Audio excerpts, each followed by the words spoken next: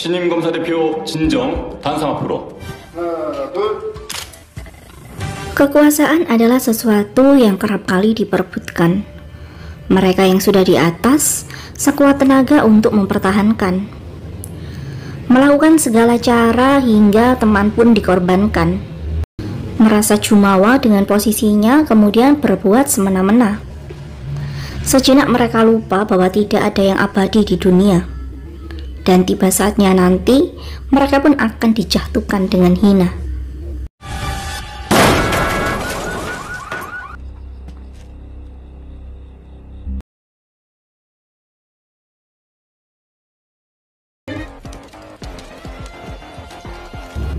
Cerita diawali dengan sosok jaksa muda berbakat yang kerap kali bertindak berani untuk menangkap target-targetnya tanpa tebang pilih. Tidak seperti jaksa pada umumnya yang rapi dan sopan berkarisma, Jinjung memilih berpenampilan apa adanya. Terkesan selengean, tapi keberanian dan kemampuannya tidak bisa diremehkan.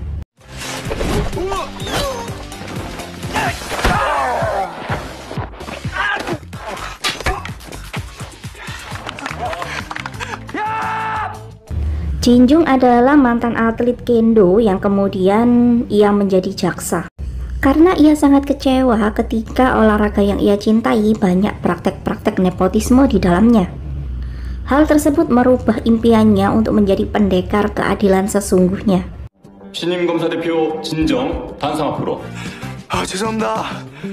들어본 적 있어. 인간 10대 추리닝에 목검 들고 온 놈 있었. Dan kini, ia telah menjadi seorang jaksa yang disegani dengan kemampuan bela dirinya. Namun setelah penangkapan heroiknya untuk tersangka kasus korupsi, ia mendapatkan teguran dari seniornya karena melakukan tindakan di luar divisinya sendiri. Dan seperti biasa, ia pun diminta untuk menulis surat permintaan maaf seperti yang sudah sering ia lakukan. Jinjung sendiri kerap kesal dengan kasus-kasus receh yang diberikan untuknya. Namun hari itu, ia tiba-tiba terfokus dengan berkas kasus pembunuhan yang cukup viral tentang seorang gadis yang dibunuh dengan sadis oleh seorang kurir pengirim barang. Dan kurir tersebut dengan santai menyerahkan dirinya dan mengakui semua perbuatannya. Namun Jinjung merasa aneh dengan fakta dalam kasus itu. Ia tidak begitu saja percaya dengan keterangan dari pelaku yang membunuh wanita itu karena kesal dipandang sinis saat ia mengirimkan paket untuknya. Namun karena situasi dan bukti yang kuat serta pengakuan tersangka, sehingga kasus tersebut pun dengan mudah bisa terselesaikan. Tapi hal tersebut justru memberi ruang keraguan besar dalam diri Jinjung. 오늘 형사부 전체 회식이야. 맞습니까? Jinjung adalah jaksa yang paling berbeda dari rekan-rekannya dalam divisi kriminal. Ia kurang suka dengan acara kumpul bersama dengan rekan-rekannya. Dan sepertinya, atasan Jinjung sendiri juga kurang suka dengan sikap selengean Jinjung. Namun berkat acara pertemuan malam itu, Jinjung tiba-tiba mendapatkan petunjuk setelah tidak sengaja bertemu dengan orang yang kidal. Dan ia pun semakin yakin bahwa kasus pembunuhan wanita yang ia tangani sangatlah mencurigakan untuk dilakukan oleh tersangka yang kidal. 집안에서 발견된 지문. 고마워요 선배. 오늘 스페셜 요리 보고회입니다. Suasana jamuan makan-makan tiba-tiba berubah saat wakil kantor kejaksaan mulai mabuk dan berubah temperamental. Namun jaksa Kim mencoba untuk mengakhiri situasi kurang mengenakan tersebut. 수사 보고서요. Kemudian keesokan harinya, Jinjung mencoba untuk mengklarifikasi catatan laporan yang dibuat oleh detektif yang menangani kasus tersebut. Dan fakta bahwa tersangka tersebut adalah kidal tidak diketahui oleh detektif yang memeriksa tersangka itu. Dan detektif tersebut mulai terlihat panik saat Jinjung meminta rekaman video interogasinya. Dan akhirnya tidak ada pilihan lain, Jinjung pun dengan cerdik mengambil ponsel detektif itu untuk mencari informasi yang ia butuhkan. Namun Jaksa Shin memerintahkan Jinjung untuk segera mengadili tersangka yang ia tangani. Dan Jinjung tentu menolaknya karena ia ingin menyelidikinya lagi. Dan berkat sikap keras kepala dan keyakinan Jinjung, Jaksa Kim pun memberinya lampu hijau untuk melakukan penyelidikan lebih pada kasus tersebut. 해봐. Dan setelah meretas ponsel detektif itu, ia menemukan bukti suap yang diterima oleh detektif tersebut. Dan untuk semakin menggali informasi lebih, Jinjung pun terpaksa menculik detektif itu.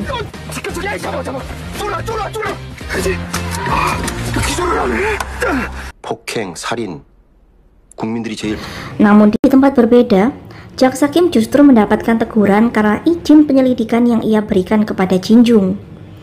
Wakil Kepala Lee menekankan Jaksa Kim untuk segera menutup kasus itu karena tersangka telah mengakui kejahatannya. Dan tekanan Wakil Kepala Lee semakin membuat Jaksa Kim curiga tentang alasan dibalik kasus tersebut. 야, 김태호! 말씀 전에 제가 Dan keesokan harinya, setelah mendapatkan informasi dari detektif yang tadi malam ia culik, Jinjung pun mengajukan penyelidikan ulang atas kasus tersebut. Namun saat ia menemui tersangka justru sangat kesal dan menegaskan bahwa ia adalah pelaku utama. Dan ia menolak semua bukti yang Jinjung temukan. Dan setelah itu, publik semakin menekan Jinjung karena kasus tersebut tidak kunjung terselesaikan. Dan akhirnya, Jaksa Lee pun terpaksa untuk mengistirahatkan Jinjung dan melimpahkan kasus tersebut kepada Jaksa Oh, yaitu senior Jinjung. Kemudian Jinjung menemui Jaksa Oh untuk meminta penundaan sidang agar ia bisa menyelesaikan penyelidikan atas kasus tersebut. Namun setelah menemui Jinjung, Jaksa Oh justru menemui Wakil Kepala Lee dan memberitahu tentang Jinjung. Dan kemudian Jaksa Oh memilih untuk mengadili tersangka tersebut. Dan bersamaan dengan kasus tersebut yang selesai, Jaksa Lee telah ditunjuk sebagai Kepala Kantor Kejaksaan Wilayah yang baru. Mengetahui keputusan persidangan, Jinjung tentu merasa dihianati oleh Jaksa Oh, dan ia pun melampiaskan kekecewaannya. Perkelahian Jinjung dan juga Jaksa Oh membuat rekan-rekannya terkejut. Hingga kemudian, Kepala Lee datang dan langsung menampar Jinjung karena ia merasa sangat emosi melihat tindakan Jinjung. Dan sejak hari itu, Jinjung pun dipindahkan dari divisi kriminal ke divisi urusan sipil. Ia tentu tidak terlalu terkejut dengan keputusan pimpinannya tersebut. Namun yang membuatnya kaget adalah ruangan divisi barunya terletak di bagian paling pojok gedung besar kejaksaan. Dan rekan baru Jinjung saat itu, yaitu Jaksa Senior Park, ia pun terlihat sangat unik. 박재경이다. 이런 데가 있을 줄은 몰랐어가지고. Ditambah lagi, tugas-tugas unik di divisi urusan sipil membuat Jinjung semakin kesal. Karena divisi administrasi tersebut adalah tempat untuk menguji kesabaran semua pegawai di sana. Hingga akhirnya mereka akan memilih untuk mengakhiri karir mereka dengan sendirinya karena sudah tidak betah. 그냥 이렇게 계속 사는 거지 쭉. 또 걔야? 또 Namun Jinjung memilih untuk tetap bertahan dengan pekerjaannya sambil tetap menyelidiki kasus yang ia tangani kemarin dengan diam-diam. Dan ternyata pria yang menuntut permintaan maaf atas tindakan Jinjung tempo hari ada kaitannya dengan korban pembunuhan yang diselidiki olehnya. Pria tersebut adalah orang yang mengenalkan korban kepada pria pemilik bar bernama Yu Jinchol. 조심. 얘기해야 돼. 얘는 아저씨 누구야? 그냥 예영이 단골 손님 유진철이라고 유검술 대표 유진철이라고.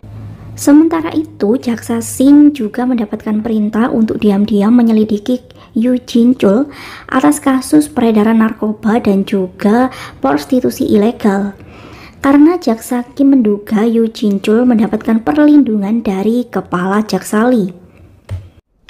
네, 알겠습니다. 애들 모자 절개야. Dan malam harinya, Jinjung meminta dua anak buah rahasianya untuk menyelinap ke apartemen Yu Jinchul. Namun, saat mereka hampir berhasil mencuri data-data rahasia Yu Jinchul, rencana mereka keburu ketahuan oleh petugas apartemen.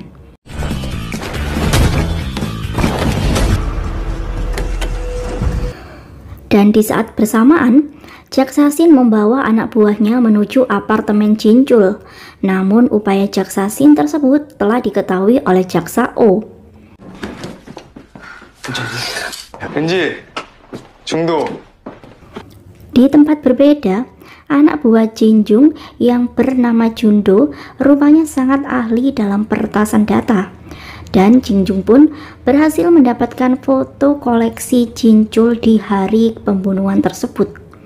Dan rupanya malam itu korban terlihat sedang bersama dengan Kepala Lee. Sementara itu, Kepala Lee sendiri ia terlihat gelisah karena ancaman dari Jinchul tempo hari. Ia pun memberi tugas kepada Jaksa Oh untuk segera menemukan Jinchul sebelum Jaksa Shin menemukannya. 누가 이런 흉한 짓을 해놨대? 뭐냐 여기? 여기 다 써있네. Namun, Jinjung terlebih dahulu telah mendapatkannya dan ia pun membawa Jinchul ke kantornya untuk diinterogasi. Fokus Jinjung sendiri adalah untuk mengetahui hubungan antara Yu Jinchul pada kasus pembunuhan tersebut dan juga Kepala Lee. Namun saat itu, Jaksa Oh lebih dulu menugaskan asistennya untuk melakukan penggeledahan dan juga menuntut Jinjung atas kasus serangan pada CEO Kim beberapa minggu yang lalu. Dan akhirnya, Jinchul pun dengan santai bisa pergi dari kantor Jinjun.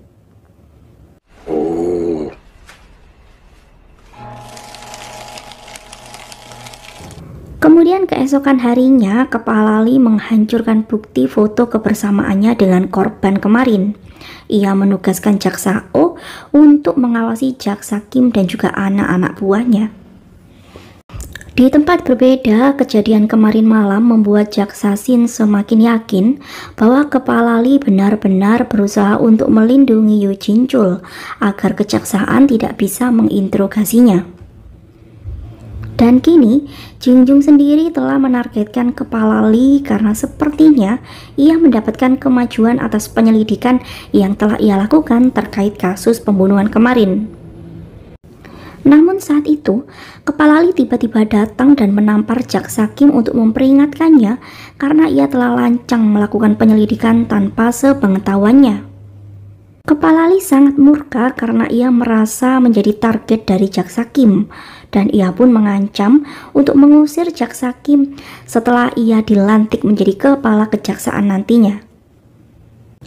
Jaksa Shin yang merasa semakin kesal melihat atasannya diperlakukan seperti itu, ia pun memutuskan untuk bergabung dengan Jinjung untuk mengincar Kepala Lee.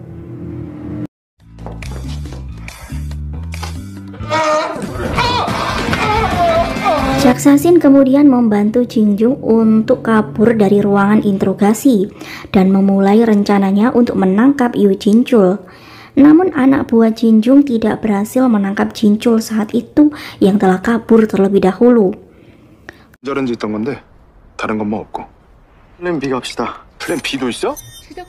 Tapi karena kemarin malam Jinjung telah memasang alat pelacak pada baju Yu Jinchul, mereka pun mulai mengejar Yu Jinchul yang mencoba kabur.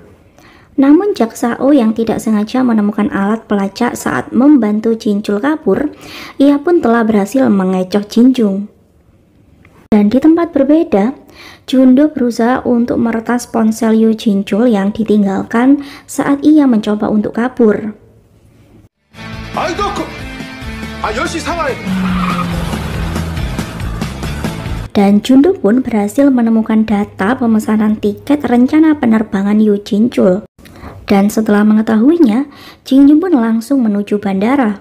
Ia terpaksa membuat laporan palsu sehingga pesawat tersebut menunda keberangkatannya. 까짓 거 미친 짓 한번 해보자. 야, 제2282 당장 멈춰세요. 안내 말씀드립니다.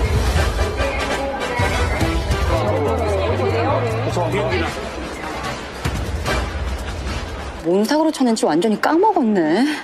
Dan begitu Yu Jinchul keluar dari pesawat, Jingjung pun langsung mengejarnya, padahal Yu Jinchul tadi berusaha untuk mengelabuinya. 오지 마. 차 친구가.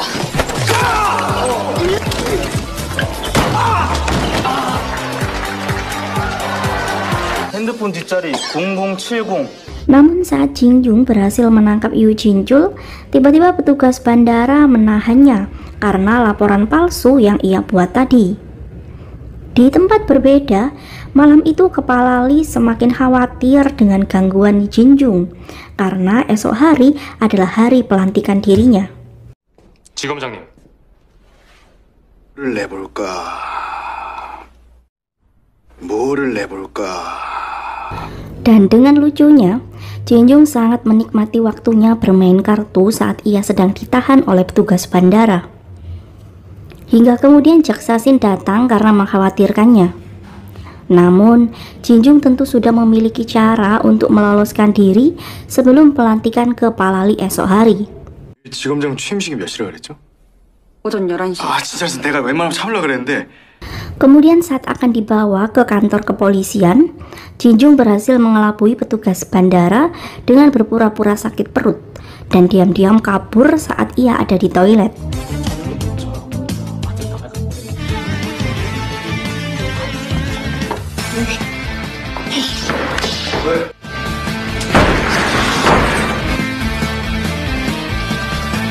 Jingjung pun bergegas ke tempat pelantikan Kepala Lee, namun ternyata acara ditunda 1 jam lagi. 1시간 연기됐어요. 예? 너무 빨리 왔네. 지금부터 제63대 서울중앙지 국민들에게 신뢰받는 검찰. Dan 1 jam kemudian, saat acara akan dimulai, tiba-tiba Jingjung muncul dari dalam podium dan sangat mengagetkan Kepala Lee yang sedang memberikan sambutan. Ia dengan tenang mengambil alih podium untuk mengungkapkan kebenaran dalam kasus pembunuhan Sencondong. Dan dengan bukti kuat bahwa Kepala Lee adalah orang terakhir yang terlihat bersama dengan korban di waktu kejadian, maka ia pun diduga sebagai pelaku utama kasus pembunuhan tersebut. Jingjung kemudian menampilkan bukti rekaman Yu Jinchul yang memberikan kesaksian kedekatan antara Kepala Lee dengan korban pembunuhan itu. Dan pemberitaan menyudutkan terhadap Kepala Lee pun akhirnya membuat pelantikan dirinya harus tertunda. Kepala Lee kemudian melampiaskan kemarahannya kepada Jaksa Oh yang dianggapnya tidak becus. Namun Jaksa Oh mulai curiga dengan kebenaran tentang keterkaitan Kepala Lee dalam kasus tersebut sebenarnya. Jaksa Oh kemudian menemui Jingjung di ruangan interogasi. Ia mengancam Jingjung akan menangkapnya karena telah melanggar undang-undang penerbangan. Namun saat itu Jaksasin datang dan membebaskan Jingjung. Rupanya, berkat Jaksa Kim, Jingjung telah dibebaskan dari semua tuduhan. Namun kini, Jaksasin meminta Jingjung untuk menyelesaikan kasus pembunuhan tersebut yang melibatkan Kepala Lee. Kepala Lee kemudian menemui Jaksa Kim. Ia tentu sangat kesal karena Jaksa Kim telah meringankan hukuman untuk Jingjung. Namun saat itu Kepala Lee justru memperingatkan Jaksa Kim bahwa ia sama munafiknya seperti dirinya dan ia pun pasti akan segera membuka kedok aslinya. Karena ia yakin Jaksa Kim juga mengincar posisi kepala jaksa wilayah yang sebenarnya akan menjadi milik Kepala Lee. Di tempat berbeda, rupanya gadis tomboy yang menjadi anak buah Jingjung yaitu Enji adalah kepala geng yang tengah pensiun karena ia ingin membantu Jingjung. Ia sangat disegani oleh para preman-preman dan mereka pun patuh kepadanya. Termasuk saat ia meminta mereka untuk mengawasi Yu Jinchul yang sedang diamankan oleh Jingjung. 아이스크림. 아이씨도 추워지는데 무슨 아이스크림? 네. 유진철 위치 찾았습니다. Sementara itu, setelah menemukan lokasi Yu Jinchul, Jaksa Oh pun langsung memerintahkan anak buahnya untuk membebaskan Yu Jinchul. Jaksa Oh bahkan harus turun tangan sendiri untuk membebaskan Yu Jinchul. Jaksa Oh kemudian membawa Yu Jinchul untuk mengklarifikasi pernyataan tentang wakil Kepala Lee kemarin. Dan ia pun mengatakan bahwa kemarin ia tengah mendapatkan ancaman untuk memfitnah wakil kepala Lee. Dan kini Jin Jung pun menghadapi masalah karena dituduh membuat laporan palsu. Wakil kepala Lee pun akhirnya merasa lega karena dirinya kembali akan mendapatkan posisinya sebagai kepala kejaksaan yang baru. Sementara itu, Jaksa Oh secara diam-diam meminta Yu Jin-chul untuk memberitahu kebenaran tentang keterlibatan wakil kepala Lee dalam kasus pembunuhan tersebut. Yu Jin-chul yang sudah merasa percaya kepada Jaksa Oh, ia kemudian mengatakan kepala Lee bukanlah pembunuhnya. Karena setelah kepala Lee pulang, ada seorang pria asing yang menemui korban. Yu Jin-chul kemudian memberikan bukti memory card yang berisi foto tentang orang misterius tersebut. Di tempat berbeda, demi untuk membalikkan keadaan, Jin Jung membuat rencana untuk pencurian flash disk yang ada kepada wakil kepala Lee. Karena itu satu-satunya bukti kuat keterlibatan kepala Lee dalam kasus pembunuhan Su Condong. Setelah mengamati situasi kantor kepala Lee, mereka telah memasang kamera pengintai dalam rangkaian bunga yang ia kirimkan. Jung Do menyamar sebagai ahli IT untuk bisa masuk memperbaiki komputer di ruangan kepala Lee. Dan yang lain mencoba masuk dari jendela untuk membuat keributan dan mengecoh kepala Lee. Mereka kemudian mengirimkan serangan gas. Semua pun panik berhamburan. Dan saat itu, dengan tenang Jin Jung masuk untuk mengambil USB di dalam brankas kepala Lee. Kepala Lee tentu merasa panik setelah mengetahui USB-nya telah dicuri.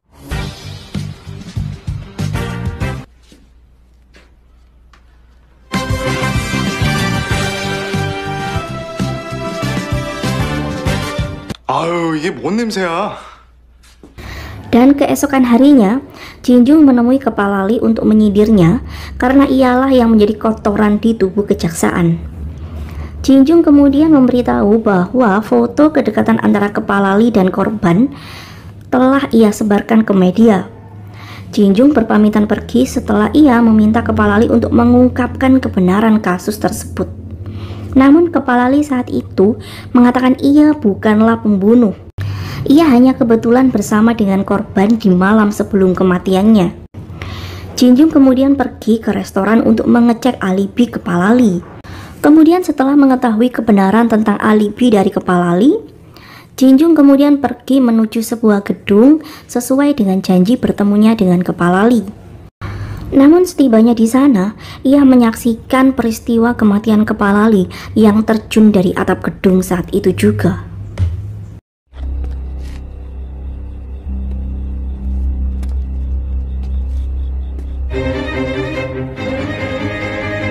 차장검사가 숨진 채 발견됐습니다. Keesokan harinya, kepala Lee pun diberitakan telah bunuh diri karena tidak sanggup menghadapi malu atas kasus yang tengah menyeret nama baiknya. Dan kematian kepala Lee rupanya mengancam posisi Jaksa So yang dikenal sebagai anak emas beliau. Rekan-rekan kantor mulai menyindir Jaksa So yang sepertinya akan dipindah tugaskan. Dan di tempat berbeda, Jin Jung memberitahu Jaksa Jin bahwa kepala Lee bukanlah pembunuh korban. Karena kemarin malam ia sudah memastikan kebenaran alibinya. Dan kini ia curiga kepala Lee tewas bukan karena bunuh diri. Namun Jaksa Jin memilih untuk bertindak sesuai prosedur dengan menyerahkan penyelidikan kematian kepala Lee kepada divisi kriminal. Dan ia meminta Jin Jung untuk tidak bertindak di luar kekuasaannya. Dan seperti biasa, Jin Jung tentu tidak bisa diam saja. Ia pun memilih untuk mencari bukti kuat tentang praduganya. Kemudian saat Jaksa Shin menemui Jaksa Kim, ia membahas tentang kecurigaan Jin Jung tentang kematian kepala Lee. Jaksa Shin meminta izin untuk menyelidiki kasus kematian tersebut. Dan setelah berpikir sejenak, Jaksa Kim kemudian menyetujui penyelidikan yang akan dilakukan oleh Jaksa Shin. Dan ia akan bertanggung jawab untuk setiap tindakan Jaksa Shin nantinya. 수사를 하겠다고. 이장원 차장 사건 수사. 주인, 진검. Di tempat berbeda, Jaksa Park mulai curiga karena Jin Jung tidak ada di ruangannya. Dan saat itu, Jin Jung sedang bersama dengan Jaksa Shin untuk memeriksa CCTV gedung tempat kejadian bunuh diri kepala Lee. Jin Jung mulai menemukan titik terang setelah ia mengetahui bahwa si pelaku mencoba mencelakai kepala Lee dengan memanfaatkan CCTV yang memiliki rotasi putar. Dan akhirnya, ia pun mendapatkan rekaman seseorang yang mencurigakan di sekitar kejadian. Kemudian karena merasa butuh waktu lama untuk mendapatkan riwayat panggilan dari ponsel kepala Lee jika menunggu izin dari kepolisian, ia pun kemudian meminta Jung Do untuk memeriksa riwayat panggilan ponsel dari kepala Lee. Di tempat berbeda, putra pengacara So menyerahkan rekomendasi nama kepala kejaksaan yang baru kepada Menteri Im.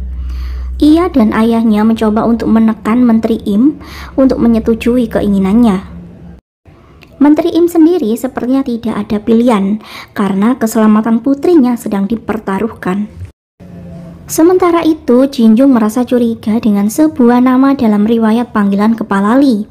Ia kemudian pergi memeriksa berkas pembunuhan korban Su Condong, dan ia pun menemukan nama teman korban dalam riwayat panggilan kepala Lee. Kemudian setelah Jin Jung menemui teman korban yang bernama Han Su Bin, rupanya tempo hari kepala Lee menemuinya untuk menanyakan barang-barang korban yang ada padanya, termasuk juga dengan kucing peliharaan korban yang kini dipelihara oleh Su Bin. Dan saat itu, Jin Jung teringat dengan bulu kucing yang ia temukan di sekitar TKP. Rupanya kepala Lee saat itu sedang mencari perekam MP3 yang terbawa oleh kucing tersebut. Dan Su Bin telah menyerahkan pemutar MP3 tersebut kepada kepala Lee. Jin Jung dan Jaksa Shin kemudian berusaha untuk mencari pemutar MP3 tersebut untuk memastikan kematian kepala Lee berkaitan dengan kasus pembunuhan Su Condong. Kemudian dari hasil otopsi jasad kepala Lee, posisi memar dan pendarahan yang sama di bagian kepala hingga pinggang menunjukkan bahwa ia terjatuh dalam posisi sejajar. Dan artinya, kemungkinan besar ia tidak terjatuh atas kehendaknya sendiri. Kemudian memar bagian ketiak menunjukkan ia sengaja diseret seseorang untuk dipindahkan. Dan bekas suntikan di leher juga sangat mencurigakan. Namun dokter forensik tersebut mengatakan tidak ada kejanggalan dalam jasad kepala Lee, sehingga tim kepolisian mengumumkan kepala Lee tewas murni karena bunuh diri. Namun, Jin Jung masih yakin dengan kecurigaannya. Terlebih lagi, ia sangat penasaran kenapa sebelum tewas kepala Lee menghubunginya. Malam itu, ia pun memutuskan untuk memeriksa laporan kematian kepala Lee dari awal. Melihat kerja keras Jin Jung, Jaksa Park mulai peduli kepadanya. Bahkan ia diam-diam memberi petunjuk kepada Jin Jung tentang background dokter forensik yang membuat laporan otopsi jasad kepala Lee.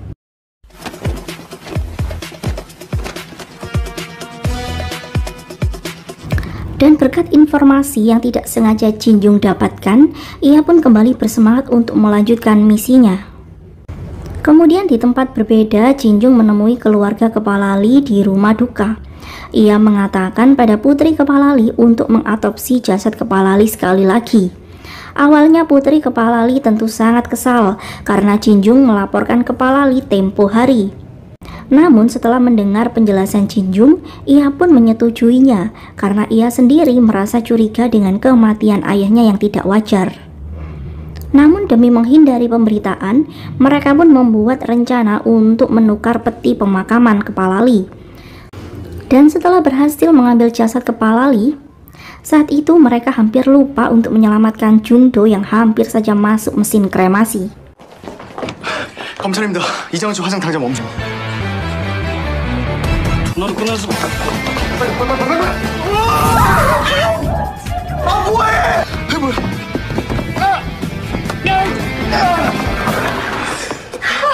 Kemudian pagi itu, Jaksa Shin meminta izin Jaksa Kim untuk melakukan otopsi yang kedua. Kemudian setelah pemakaman dengan menggunakan peti kosong yang dilakukan oleh putri kepala Lee, ia menceritakan tentang pagi hari sebelum kejadian. Ia melihat ayahnya memiliki janji bertemu dengan seseorang untuk memberikan amplop kuning yang terlihat mencurigakan. Sementara itu di kantor kejaksaan, beberapa jaksa mulai membicarakan kekosongan posisi kepala kejaksaan dan mereka meremehkan Jaksa Kim karena ia belum waktunya untuk mendapatkan posisi itu.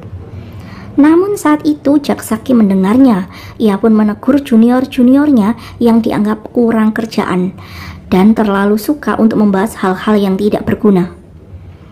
Jaksa Park terlihat mengamati Jaksa Kim dengan seksama dan ia pun teringat dengan masa lalu mereka saat bersama-sama menghadapi sebuah kasus. Saat itu Jaksa Park terlihat sedang memohon pertolongan kepada Jaksa Kim. Di tempat berbeda, pengacara So terlihat sangat arogan dan mengancam keselamatan Putri Menteri Im sekali lagi. Ia memukuli Menteri Im yang sedang menunggu operasi putrinya. Kemudian ia memberikan berkas yang harus segera dilaksanakan oleh Menteri Im. Sementara itu, demi mengamankan posisinya, Jaksa Oh memilih untuk setia kepada Jaksa Kim. Ia memohon maaf dan menyesali karena dulu telah menjadi kaki tangan kepala Lee untuk menyingkirkan Jaksa Kim. Dan kini ia sanggup melakukan apapun untuk membuktikan kesetiaannya kepada Jaksa Kim. Di tempat berbeda, Jaksa Park mulai memikirkan pertemuannya dengan kepala Lee tempo hari. Ia berusaha memecahkan kode dari perekam MP3 yang diberikan oleh kepala Lee padanya. 자네가 한번 풀어봐.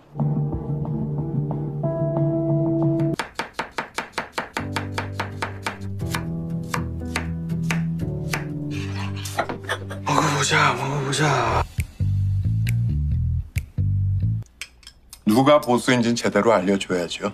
Dan rupanya, di tempat berbeda, Jaksa Kim sedang menikmati penunjukan dirinya sebagai kepala kejaksaan wilayah yang telah diberikan oleh pengacara So padanya. Dan keesokan harinya, Jin Jung akhirnya mendapatkan kebenaran tentang laporan pemeriksaan jasad kepala Lee. Namun saat itu juga, Jaksa Oh datang dengan membawa surat penangkapan atas dugaan bahwa Jin Jung adalah pembunuh dari kepala Lee. Dan di tempat berbeda, Jaksa Shin tentu sangat shock mendengar kabar penangkapan Jin Jung.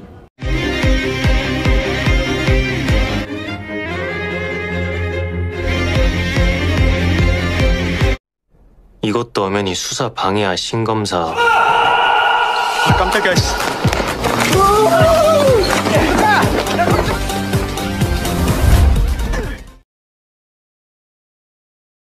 진정검사, 현 시간부로 당신을 이장원 Jaksa Oh menangkap Jin Jung setelah ia mendapatkan bukti kesaksian petugas keamanan gedung yang melihat kedatangan Jin Jung sebelum peristiwa naas yang menimpa kepala Lee.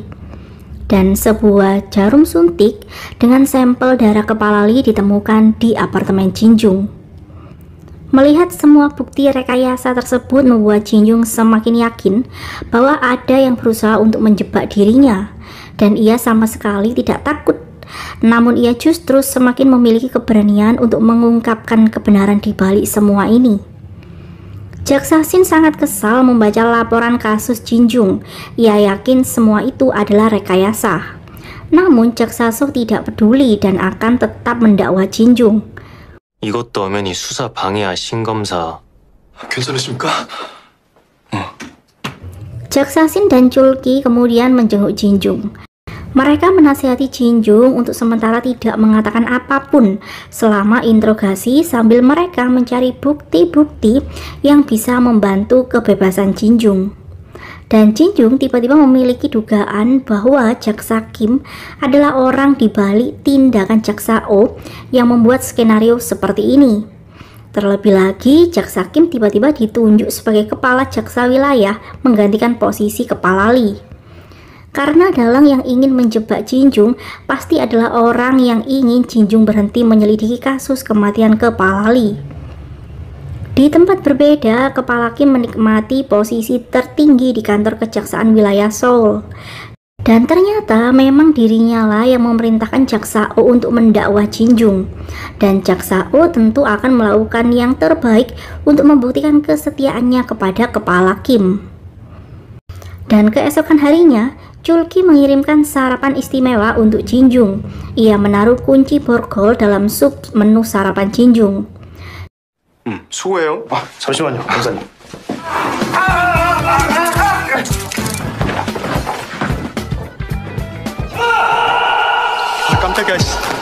Jaksa O dan anak buahnya kemudian mencoba mengejar Jinjung, namun Jinjung terlalu energik untuk mereka.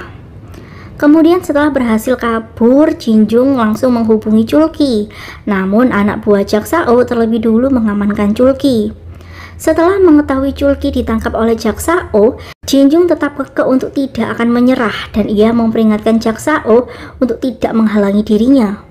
Kemudian Jinjung pun memilih untuk membuang ponselnya agar tidak bisa dilacak. Di tempat berbeda, Kepala Kim memerintahkan Jaksa Shin untuk ikut menangkap Jinjung karena hal tersebut demi kebaikan citra institusi mereka. Jaksa Shin tidak bisa membantah perintah pimpinan barunya, sekalipun ia tentu merasa kecewa dengan sikap Kepala Kim saat itu. Kemudian pengacara So memanggil Kepala Kim untuk memberikan daftar nama beberapa jaksa yang harus ia angkat di kantor kejaksaannya. Hal tersebut tentu membuat Kepala Kim kesal dan kecewa, karena ia tahu tujuan pengacara So sedari awal memang menjadikan dirinya sebagai boneka barunya. Sementara itu, demi membantu Jinjung, Jaksa Shin memerintahkan anak buahnya untuk membawa Jungdo dan juga Enji bertemu dengannya. Ia meminta tolong agar mereka berdua membantu untuk menemukan Jinjung, karena kasus yang menjebak Jinjung kali ini bisa mengancam pekerjaan dan juga keselamatan Jinjung. Namun saat itu, asisten Jaksa Shin mendapatkan informasi bahwa Jinjung telah menyandera Jaksa O.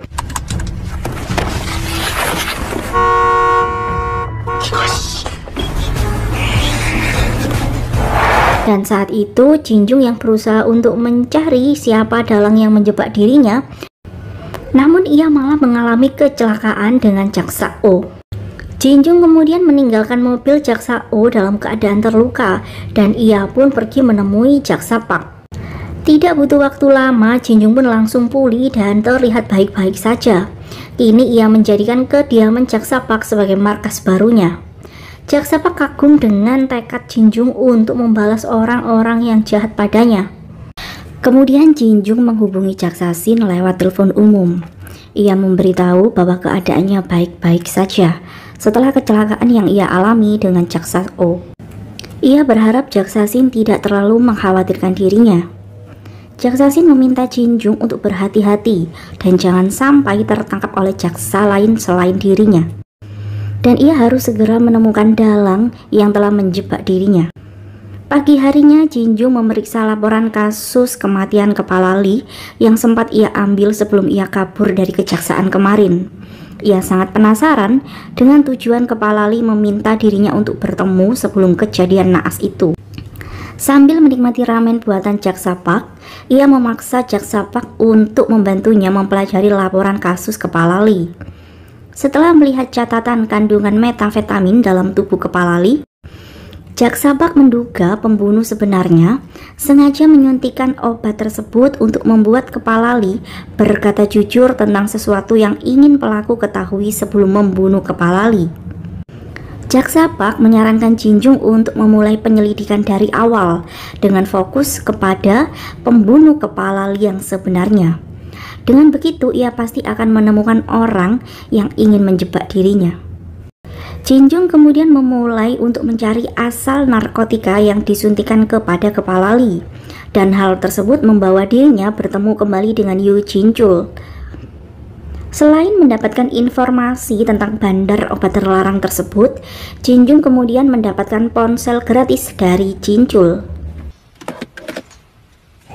가져가도 제일 비싼 걸 가져가. Jinjung kemudian menghubungi timnya untuk segera menemukan bandar berbekal dari ciri-ciri yang ia dapatkan dari Yu Jinchul tadi. Kemudian Jinjung pergi ke rumahnya untuk mengambil motor peninggalan mendiang ayahnya. Ia bertemu dengan ibunya yang sangat merindukan dirinya karena sudah sangat lama ia tidak berkunjung ke rumah. Di tempat berbeda, Jungdo dengan cepat bisa menemukan bandar yang tengah mereka cari. Kemudian mereka pun pergi ke klub malam untuk menemukannya. Namun saat itu pria bertato naga tersebut kabur karena ada razia di klub tersebut. Jinjung kemudian berusaha mengejarnya sampai ke markas rahasianya untuk mengambil buku besar daftar klien yang membeli barang haram tersebut. Bukan hal sulit untuk Jinjung melumpuhkan pria tersebut dengan semua anak buahnya.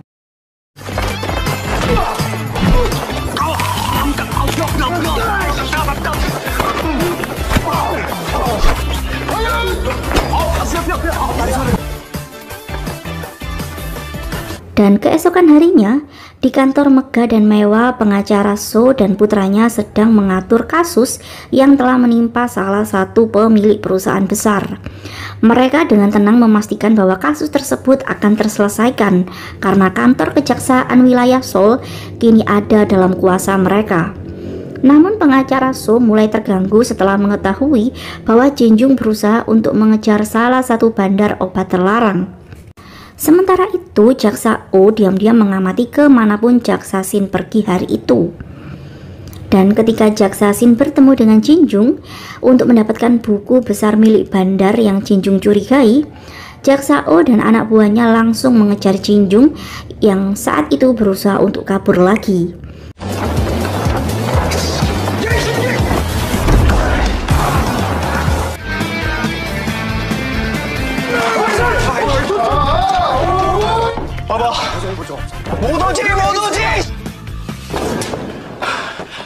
Namun tiba-tiba seorang misterius yang sejak tadi menunggu Jinjung di tempat ia memarkirkan motornya muncul dan menusuk perut Jinjung.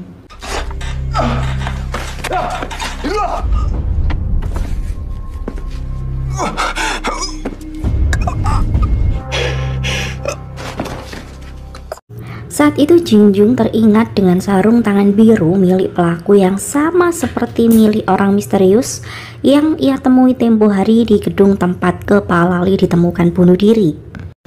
Beruntunglah saat itu jaksa Shin berhasil menyelamatkan Jinjung saat ia mencoba untuk menelpon Jinjung.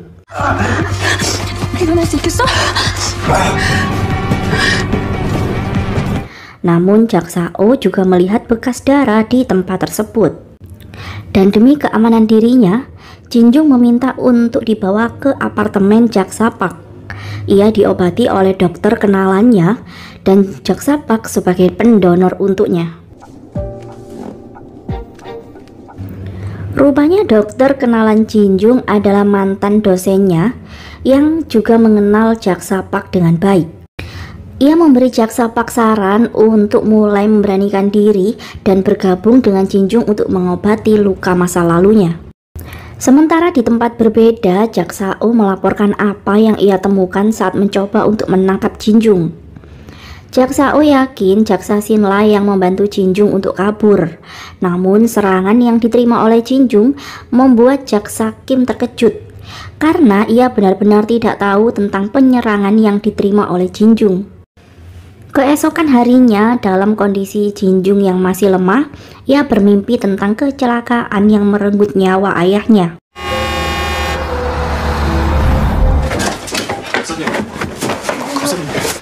Kemudian tim Jinjung datang dengan sangat khawatir karena mengetahui kondisi Jinjung. Dan Jinjung yakin pelaku yang menyerang dirinya adalah orang yang berkaitan dengan kematian kepala Lee. Dan ia sangat bersemangat untuk menangkap mereka yang mencoba untuk mencelakai dirinya. Kemudian kepala Kim memanggil jaksa Shin untuk menegurnya karena membantu Jinjung kemarin. Kepala Kim akan memberikan kesempatan kepada jaksa Shin untuk patuh pada prosedur jika ia memberitahu keberadaan Jinjung sekarang. Kepala Kim berdalih ia ingin membantu mengobati Jinjung yang sedang terluka. Karena jaksa O kemarin sepertinya menemukan darah di dekat motor Jinjung. Namun semua perkataan kepala Kim malah membuat jaksa Shin meragukan dirinya. Dan demi keselamatan Jinjung, ia pun memilih untuk diberi sanksi karena menolak untuk memberitahu di mana Jinjung berada. Sementara itu, Jinjung mencoba untuk mencari bukti dari jejak pelaku yang menikam dirinya. Ia mendapatkan jejak sepatu boot pelaku tersebut.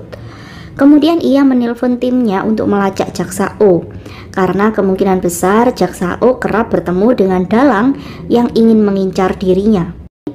Mereka kemudian mulai mencari mobil jaksa O yang menghilang pasca kecelakaan tempo hari. Mereka ingin mendapatkan GPS navigasi dari mobil tersebut.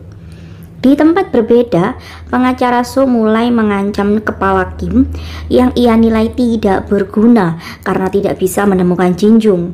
Padahal kepala Kim sebenarnya meminta pengacara So untuk tidak melakukan apapun kepada Jinjung karena hal tersebut justru bisa mengancam posisi mereka berdua. Sementara itu, hasil penyelidikan asisten jaksa Sin terkait daftar pembeli barang haram di buku besar bandar kemarin menemukan keanehan karena 1 hari sebelum kejadian tewasnya Kepala Lee, sekretaris firma hukum terbesar milik pengacara So melakukan pembelian obat haram tersebut untuk pertama kalinya. Kemudian jaksa Sin dengan berani meminta untuk bertemu sekretaris pengacara So di firma hukumnya. Namun, putra pengacara So menghalanginya untuk bertemu dengan sekretaris ayahnya. Dan jaksa Sin yang merasa tidak ada kepentingan dengan putra pengacara So yang arogan itu, ia pun hanya akan memberitahu tujuannya ketika ia bisa bertemu dengan sekretaris T. Putra pengacara So pun langsung melaporkan jaksa Sin kepada ayahnya. Pengacara So pun menugaskan sekretaris T untuk mencari informasi tentang jaksa Sin, dan ia yakin tujuan jaksa Sin pasti untuk membantu Jinjung. Di tempat berbeda, jaksa Sin menyerahkan hasil penyelidikannya tentang sekretaris T yang kuat dugaan sebagai pelaku utama yang sedang mereka cari. Kemudian malam harinya, saat Jinjung menikmati makan malam di luar dengan jaksa Pak, kejaksaan resmi mengumumkan status Jinjung sebagai DPO, pelaku utama pembunuhan Kepala Lee, dan hal tersebut sempat membuat ibu Jinjung terkejut. Namun ia tetap percaya kepada putranya, dan ia pun mulai berhati-hati saat menghubungi Jinjung, karena beberapa orang mulai mengawasi dirinya. Keesokan harinya, jaksa Sin langsung memprotes Kepala Kim, namun ia sangat kecewa karena Kepala Kim menunjukkan ketidakberpihakannya kepada Jinjung. Di tempat berbeda, sambil berpura-pura memperbaiki mobilnya, Chulki diam-diam melihat GPS navigasi mobil jaksa O yang ia temukan di sana. Dan akhirnya, Jinjung menemukan bar mencurigakan yang terletak jauh dari kediaman jaksa O. Kemudian Jungdo dan Enji memeriksa CCTV bar tersebut untuk mengetahui dengan siapa jaksa O bertemu malam itu. Dan akhirnya Jinjung pun mengetahui bahwa jaksa Kim adalah orang di balik jaksa O selama ini. Di tempat berbeda, jaksa Sin mulai dikucilkan oleh rekan-rekannya karena ia memilih untuk melindungi Jinjung dan dianggap merusak nama baik institusi mereka. Jaksa Sin mencoba untuk menahan diri hingga kemudian ia menjadi murka dan memukul rekannya karena telah bersikap kasar kepada asisten jaksa Sin. Malam itu Jinjung mencoba untuk menganalisis dari awal ia mendapatkan kasus pembunuhan gadis secondong yang menyeret nama Kepala Lee. Dan ia pun yakin bahwa Kepala Kim sedari awal memanfaatkan dirinya untuk mendapatkan posisi kepala kejaksaan wilayah yang sebelumnya milik Kepala Lee.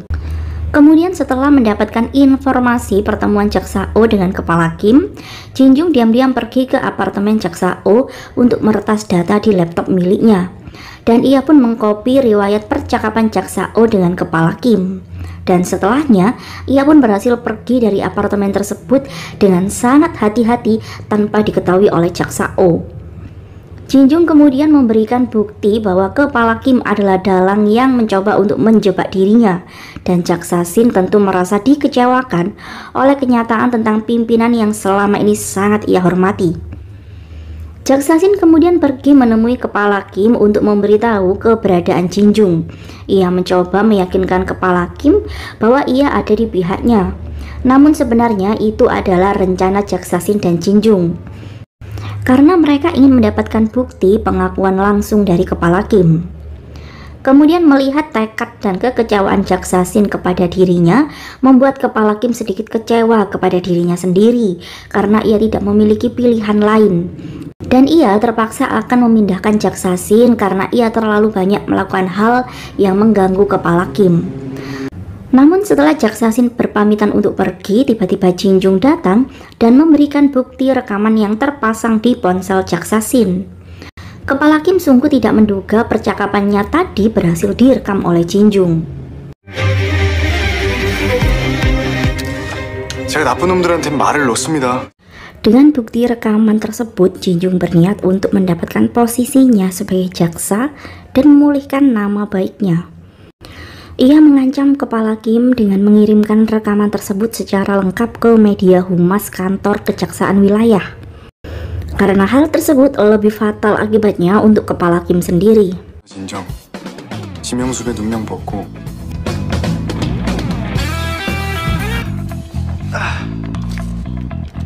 Dan keesokan harinya, Jinjung dengan sangat semangat membawa pedang kendonya untuk kembali bertugas sebagai jaksa. Bahkan jaksa O yang berniat untuk menghalangi dirinya, ia pun tidak bisa berkutik karena dilarang Kepala Kim untuk mengganggu Jinjung.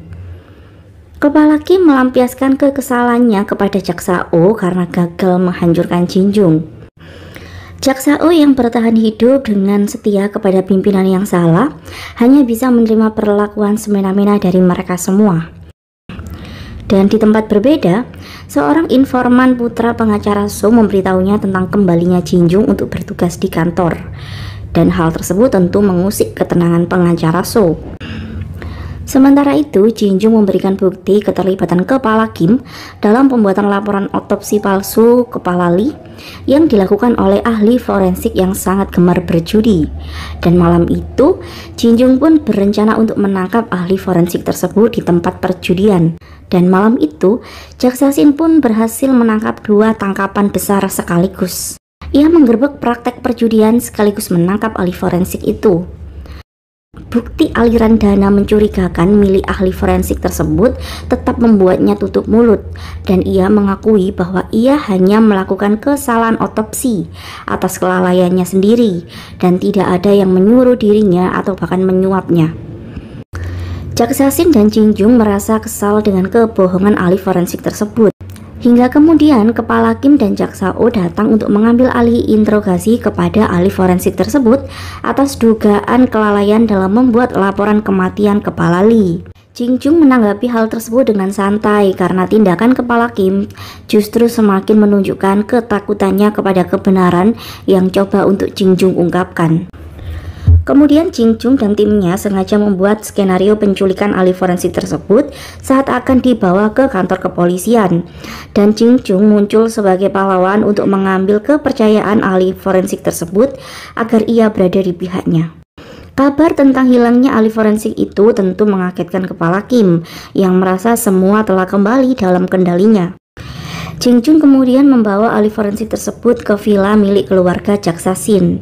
Di sana pria tambun tersebut menceritakan tempo hari Jaksa O menemuinya dan menyuruhnya untuk mengakui kelalaiannya dalam otopsi.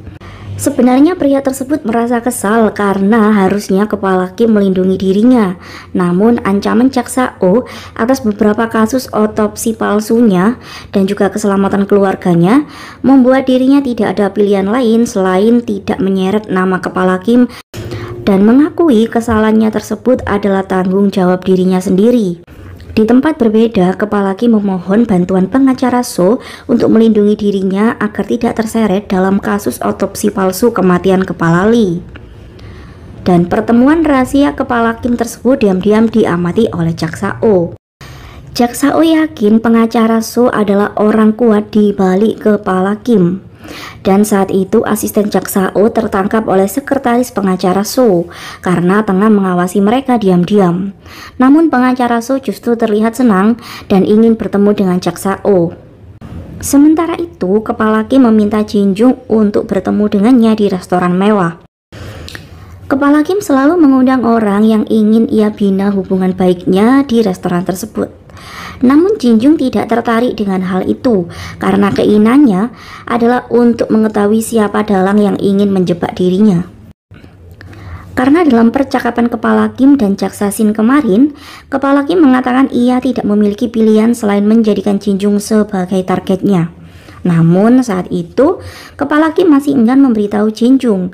Ia bahkan tidak takut dengan ancaman Jinjung yang telah mendapatkan ahli forensik suruhan Kepala Kim. Dan rupanya sikap tenang Kepala Kim tersebut karena pengacara So telah membantunya untuk membungkam ahli forensik itu. Di tempat berbeda, orang-orang suruhan pengacara So berusaha untuk menangkap ahli forensik itu di villa keluarga milik Jaksa Shin. Dan setelah Jinjung mengetahui Jaksa Shin dalam bahaya, Kepala Kim mulai mengancam Jinjung untuk menandatangani surat pengunduran dirinya. Namun, menangkap Jaksa Shin tidak semudah yang mereka bayangkan, karena ia adalah wanita mandiri yang bisa bela diri. Dan saat berhasil kabur, Jaksa Shin bertemu dengan Julki dan yang lainnya dalam perjalanan menuju villa miliknya.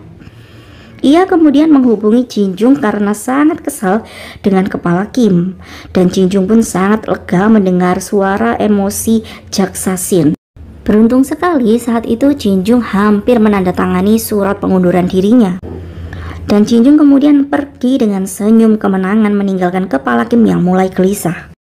Setelah Jin Jung datang, Jaksa Shin yang cerdas karena sempat menaruh ponselnya di saku ahli forensik yang tertangkap tadi, kini mereka pun bersiap untuk membebaskannya.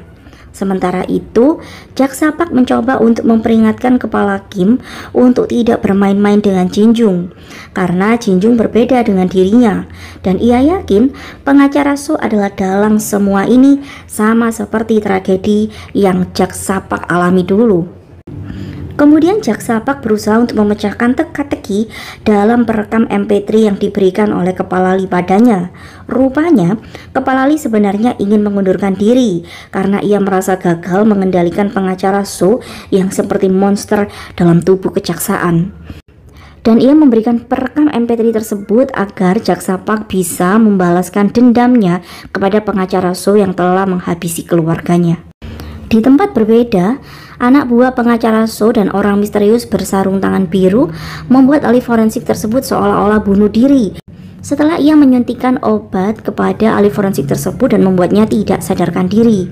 Namun pasukan Jin Jung tiba di saat yang tepat dan menghajar mereka semua. Jin Jung berusaha untuk menyelamatkan ahli forensik tersebut, dan anak buah pengacara So memanfaatkan hal itu untuk kabur. Sementara itu, asisten Jaksa O memberikan undangan pengacara So kepada dirinya, dan keesokan harinya Jin Jung dengan santai menemui Kepala Kim untuk menahannya dalam kasus pemalsuan bukti kematian Kepala Lee. Kepala Kim dibuat terdiam karena saat itu Jaksa Shin membawa ahli forensik yang telah berhasil mereka selamatkan kemarin malam. 당신 이제 끝이라고. Jin Jun kemudian menginterogasi Kepala Kim sebelum ia ditahan karena kasusnya akan dilimpahkan ke Kejaksaan Agung.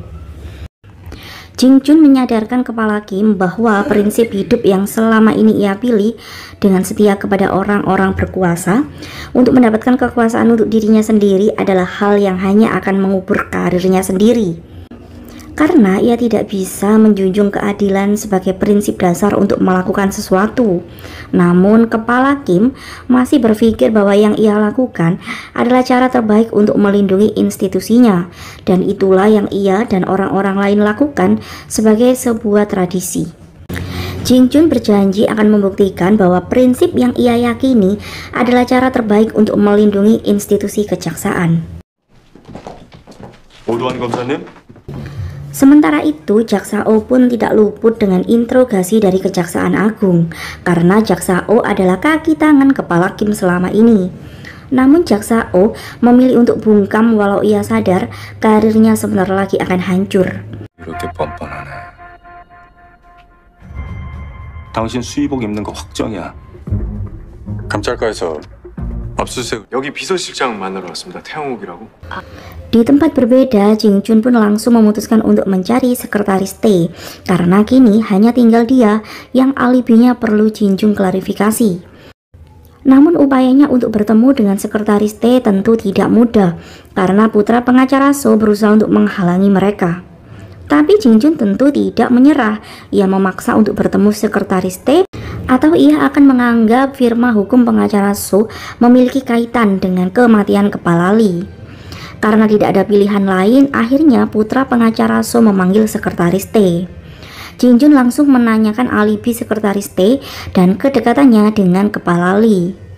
Dengan tenang, sekretaris T memberikan jawaban bahwa ia tidak mengenal Kepala Lee secara personal, dan di waktu kejadian ia sedang berolahraga di sebuah gym. Jin Jun tentu tetap menaruh kecurigaan kepada sekretaris T, namun ia membiarkan sekretaris T untuk pergi karena ia tidak memiliki pertanyaan tambahan. Namun saat itu, Jin Jun tiba-tiba mengarahkan pensil ke arah mata sekretaris T, dan melihat reaksi sekretaris T yang tidak terkejut ataupun takut justru membuktikan bahwa ia adalah seorang profesional. Kemudian saat akan meninggalkan firma hukum tersebut, mereka bertemu dengan pengacara So. Jin Jun terkejut karena pengacara So mengenali dirinya dan tahu bahwa ia adalah orang yang memasukkan kepala Kim ke dalam penjara. Kemudian Jin Jun memberikan instruksi kepada timnya untuk mencari informasi apapun tentang sekretaris T. Ia hanya butuh satu bukti karena ia yakin sekretaris T adalah pembunuh kepala Lee dan orang yang menyerang dirinya. 당장 내보내. 아, 왜 애들 기를 죽이고 그래요? Keesokan harinya, Jin Jun mendapatkan protes dari jaksa Pak karena timnya sekarang bermarkas di kantor divisi sipil.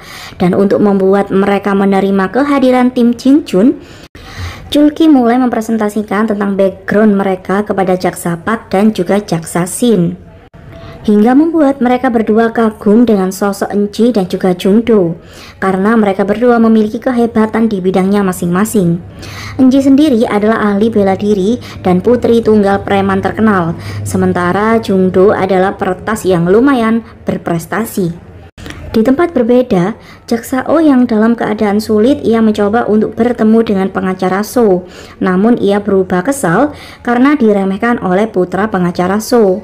Tapi saat itu, ia teringat dengan rekaman yang dulu diberikan oleh Yu Jin Chul kepadanya. Setelah ia melihat sebuah mainan yang sedari tadi dipegang oleh putra pengacara So.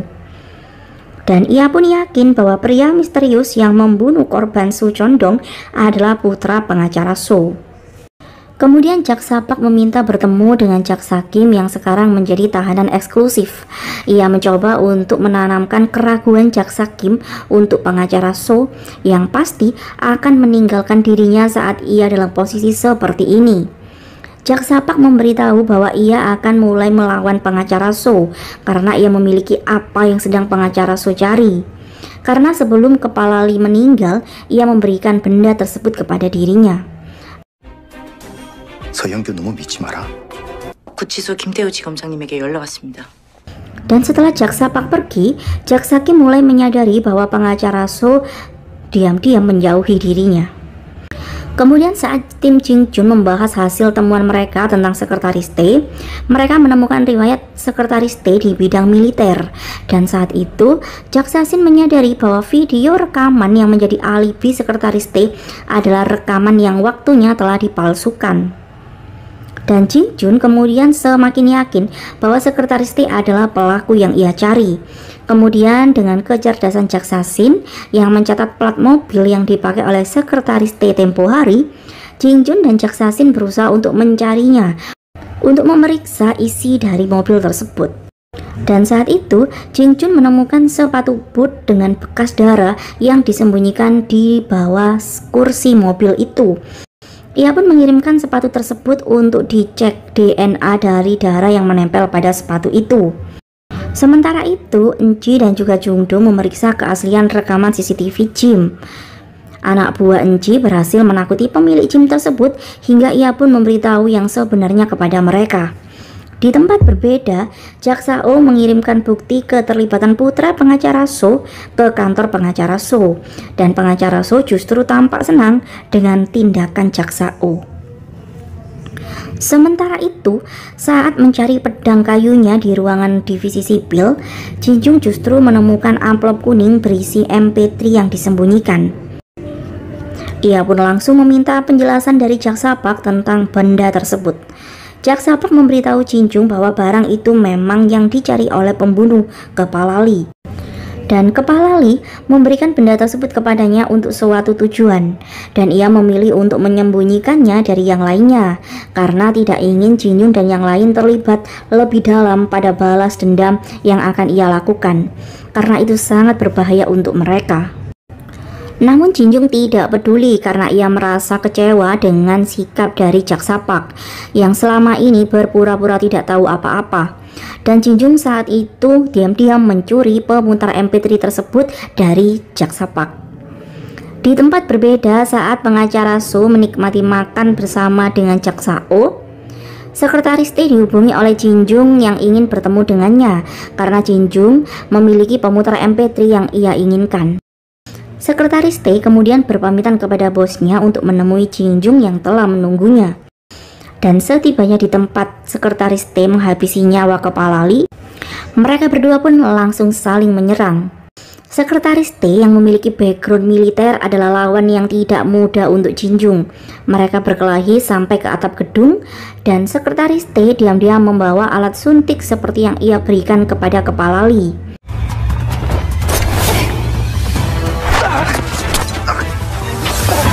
Dan saat itu, Jinjun mulai kehilangan kesadarannya setelah Sekretaris T dengan licik menyuntikkan obat tersebut di leher Jinjun.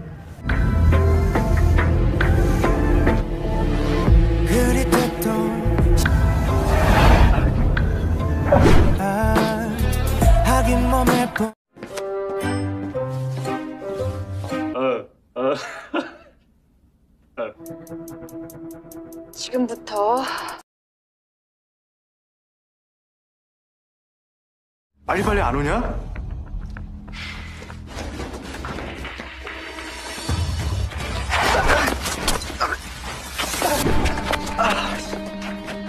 Jinjung terus berusaha untuk menahan rasa kantuknya dan terus memberikan perlawanan kepada Sekretaris T, hingga akhirnya ia pun bisa melumpuhkan wanita tersebut.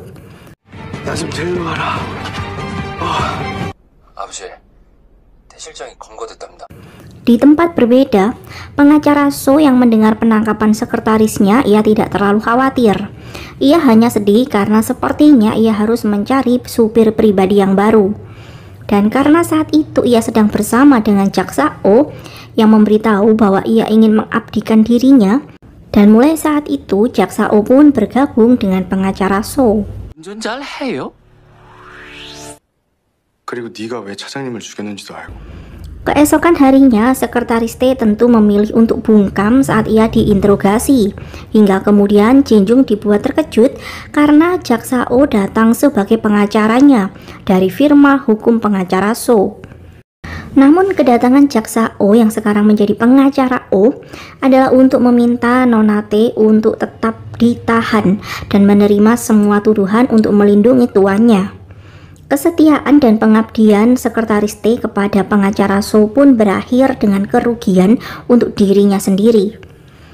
Pengacara Oh kemudian menyapa Jaksa Shin dan juga Jinjung yang tentu merasa kesal dan kecewa dengan keputusannya keluar dari instansi kejaksaan.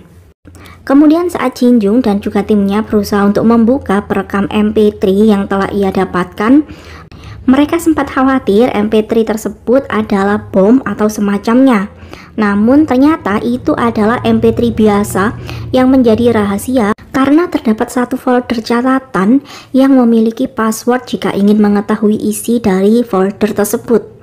Namun mereka hanya memiliki 3 kesempatan untuk memasukkan password jika ingin membuka catatan itu. Mereka kemudian mencoba untuk menggabungkan teka-teki dari mulai perekam MP3 yang menjadi penyebab kematian kepala Lee dan juga berkaitan dengan pembunuhan Park Ye-young. Di tempat berbeda, Jaksa Park mengunjungi makam rekan reporternya yang ternyata adalah ayah dari Jinjung. Ia merasa rindu dengan temannya itu dan mengeluh dan juga bangga karena Jinjung tumbuh besar dan merepotkan. 골치가 아파. 하여간 그 이리 붙었다 저리 붙었다 되게. Kemudian putra pengacara So yaitu So Ji-han mulai menunjukkan arogansinya karena ia tidak suka dengan kehadiran pengacara Oh. Ia mengingatkan pengacara Oh dengan kedudukannya yang harus dihormati karena ia adalah calon pimpinan dari firma hukum ayahnya. Namun pengacara Oh membalas dengan santai dan menunjukkan ketidaktakutan pada pangeran manja di balik nama besar ayahnya itu. Kemudian setelah mencoba untuk mencari informasi dari akun media sosial Park Ye-young, Jaksa Shin menduga wanita tersebut memiliki kekasih selain kepala Lee. Dan setelah menemui sahabat dari Park Ye-young, ia pun mendapatkan informasi bahwa Park Ye-young memang memiliki pacar rahasia yang selalu ia sembunyikan. Kemudian Jinjung berusaha untuk menemui Yu Jin-chul dan menanyakan tentang hubungan rahasia Park Ye-young. Namun saat itu Yu Jin-chul ternyata sedang menjadi korban penyelundupan manusia oleh organisasi gelap. Kemudian keesokan harinya, Jinjung dan juga Chul-ki langsung menuju lokasi tempat Yu Jin-chul. Dan Yu Jin-chul saat itu sangat gembira mengetahui kedatangan Jinjung. 진철아! 공사님! 얼굴이 반쪽이 됐네. 하는 거 봐서. Jinjung menginterogasi Yu Jinchul dengan cara yang unik agar ia memberitahu semua hal tentang Pak Ye-yong. Dari situ akhirnya Jinchul memberitahu bahwa Pak Ye-yong adalah orang yang meminta dirinya sendiri untuk dikenalkan kepada Kepala Lee. Padahal Ye-yong sendiri bukanlah wanita yang menyukai pria lebih tua. Dan sebenarnya Yu Jinchul yakin Kepala Lee bukanlah pembunuh dari Pak Ye-yong, karena setelah Kepala Lee pergi malam itu, rumah Pak Ye-yong kedatangan seorang tamu pria yang tidak dikenal. Namun Jinjung kemudian merasa kesal karena Yu Jinchul memberikan bukti rekaman pria tak dikenal tersebut kepada pengacara Oh, dan selama ini ia tidak memberitahu Jinjung apapun. 오랜만이다. Di tempat berbeda, pengacara So mengunjungi Jaksa Kim untuk memintanya bersabar di penjara dan berhenti untuk mengancam dirinya, karena pengacara So tidak segan untuk menyakiti keluarga Jaksa Kim seperti yang ia lakukan kepada keluarga Jaksa Park dahulu. Jaksa Kim tentu sangat kecewa dengan kesetiaan yang selama ini ia berikan kepada monster seperti pengacara So. Ia mencoba memperingatkan pengacara Oh untuk berhati-hati menjadi budak dari monster seperti itu. Sementara itu, Jaksa Shin menemukan transaksi mencurigakan dari pria yang mengaku sebagai pelaku pembunuhan Pak Ye-yong. Ia diketahui membeli apartemen sederhana namun dengan harga yang mahal. Dan setelah mencari alamat apartemen itu, Jinjung menemukan banyak uang baru yang tersimpan di atap kamar apartemen.